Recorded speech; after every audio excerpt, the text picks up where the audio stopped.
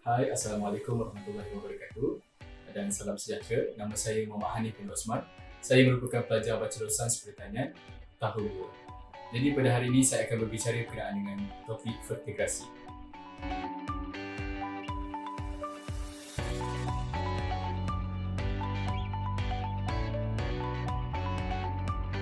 Jadi apakah itu sistem vertigasi? Sistem vertigasi merupakan sebuah kaedah ataupun cara penanaman yang memberikan air dan juga baja kepada tanaman dengan menggunakan sistem pengairan atau lebih dikenali sebagai irigasi.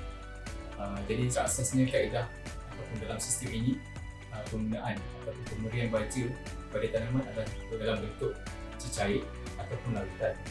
Jadi cara ataupun sistem vertigasi ini merupakan sebuah sistem yang sangat efisien dan juga baik digunakan kerana sistem ini adalah tidak membazir kerana asasnya semua pemberian baja atau pemberian air adalah di bawah kawalan pemilik sistem tersebut.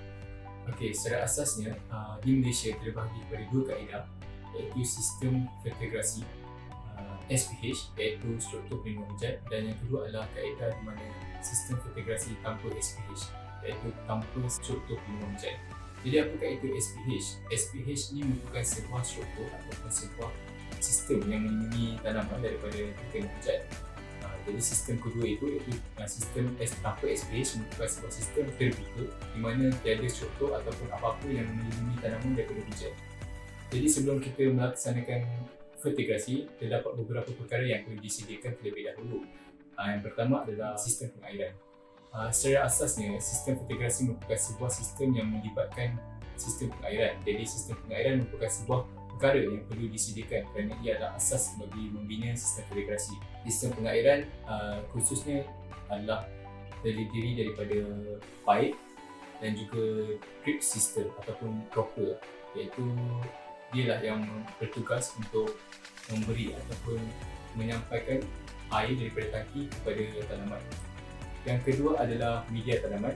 Media tanaman merupakan sebuah perkara yang sangat penting dalam vertigasi kerana kita tahu vertigasi merupakan sebuah sistem tanaman tanpa menggunakan tanah sebagai media tanaman. Jadi kita akan menggantikan media tanaman ini dengan kokopit ataupun sengkang padi dan juga peat moss. Jadi ketiga-tiga element ini ataupun ketiga-tiga media ini merupakan media yang amat dikenali di kalangan petani vertigasi. Yang ketiga adalah tangki. Tangki juga merupakan sebuah elemen yang sangat penting di dalam sistem vertigasi kerana tangki terdiri daripada tiga tangki, iaitu tangki air, tangki baja A dan tangki baja B.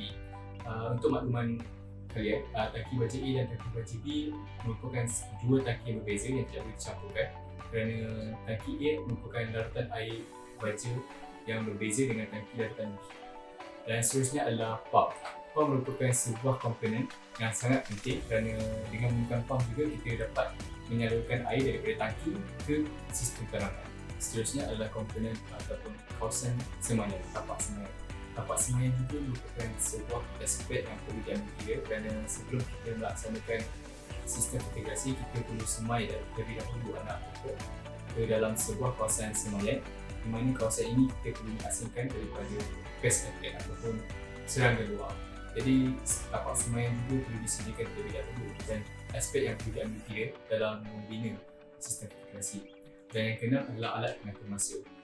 Alat pengatur masa berfungsi untuk menetapkan masa ataupun tempoh di mana air disalurkan ke dalam sistem ataupun tapak tanaman, dan juga alat masa juga penanam ataupun petani tidak lagi spend masa mereka untuk disiram tapak semayan, kerana dengan menggunakan alat pengatur masa dia akan tetapkan pump tu untuk menyalurkan air kepada kawasan tanaman.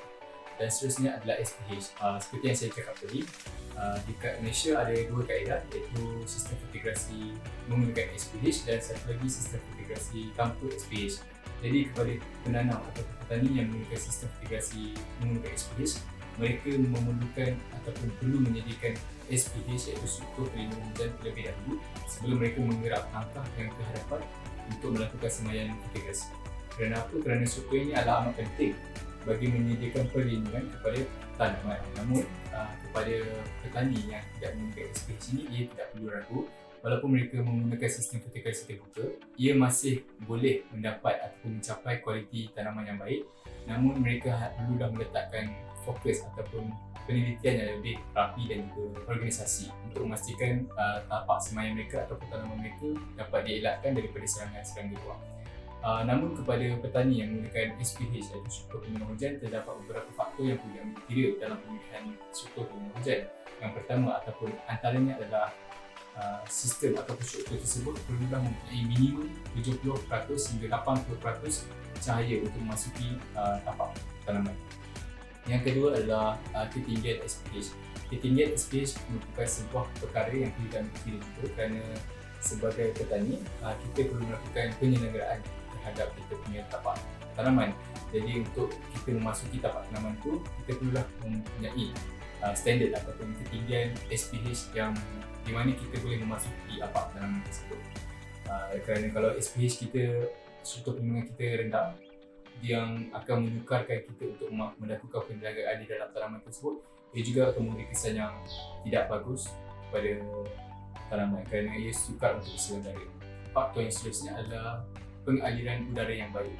Seperti yang kita tahu, kita punya tanaman ataupun struktur pelindungan hujan tu melindungi tanaman kita daripada hujan. Ia juga perlu mempunyai ventilation ataupun sistem pengudaran yang baik bagi memastikan keadaan tapak tanaman itu baik dan juga tidak mempunyai bau yang busuk.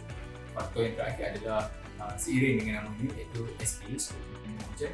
Jadi semestinya sistem ini merupakan sebuah sistem yang kalis air di mana ia dapat melindungi tanaman daripada kekeringan hujan.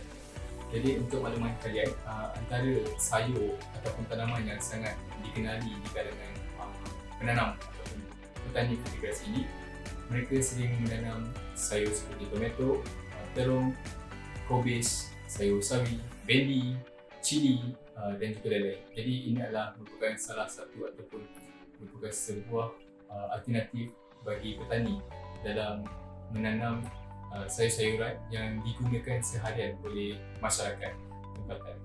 Sistem integrasi ini merupakan sebuah sistem yang sangat dikenali oleh masyarakat tempatan kita kerana terdapat banyak kelebihan yang dapat kita lihat melalui sistem integrasi ini. Antaranya adalah mengawal tanaman daripada dirosak oleh serangga. Kemudian dengan adanya sistem ini juga kita dapat mengawal rumpai ataupun semak-semak yang keluar yang di mana ia boleh menyebabkan persaingan antara tumbuhan dengan semak sama. Dan yang ketiga adalah kaedah ini merupakan sebuah kaedah yang sangat efisien kerana kita dapat menjimatkan kuantiti air dan juga penggunaan kuantiti baja. Dan akhir sekali ia adalah merupakan sebuah sistem yang sangat bagus kerana ia dapat memberi hasil yang tinggi kepada petani. Sebagai kesimpulannya, apa yang saya katakan adalah sistem integrasi merupakan sebuah sistem atau kaedah tanaman yang sangat digalakkan untuk diterapkan di kalangan masyarakat tempatan kita, terutama kepada petani-petani moden yang pada zaman sekarang. Sekian itu sahaja daripada saya. Terima kasih.